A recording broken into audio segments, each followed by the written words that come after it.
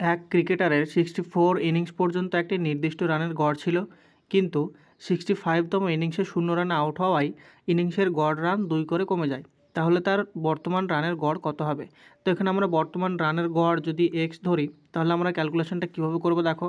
বর্তমান রানের গড় হচ্ছে এক্স, যেটা হচ্ছে আগের রানের গড়ের থেকে 2 কম। তাহলে পূর্বের যে রানের গড়টা ছিল সেটা কত হবে? বর্তমানের থেকে 2 বেশি হবে।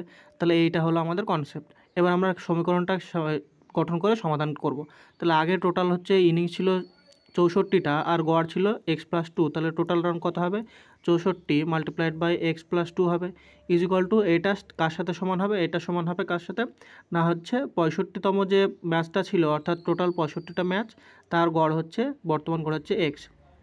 কিসের জন্য এটা করলাম? কেননা আমাদের 65তম যে ইনিংসটা ছিল সেটাতে 0 রান করেছিল, তার জন্য এটা আমাদের আলাদা করে যোগ করার দরকার হলো না। তাহলে টোটাল প্রথমে যে রানটা ছিল সেটা আর পরের যে রানটা হলো সেটা সবসময় আমাদের সমান হবে। তাহলে এখান থেকে যদি আমরা এক্সট্রা ভ্যালুটা বার করতে চাই, তাহলে 64 দিয়ে এটা মাল্টিপ্লাই করলে 64x প্লাস এটা 64 মাল্টিপ্লাইড বাই 2 করলে হয় 128 ইজ ইকুয়াল টু হয় 65 এক্স। তাহলে 64 এক্সটাকে যদি ওই দিকে নিয়ে যায়, তাহলে 65 থেকে 64 মাইনাস করলে শুধু এক্স থাকে, তাহলে এক্স ইজ ইকুয়াল টু আমরা পেয়ে যাবো 128। তাহলে বর্তমান যে রানের গড় সেটা আমরা পেয়ে যাবো 128, যেটা অপশান নাম্বার বি হয়ে যাবে আমাদের এখানে সঠিক উত্তর।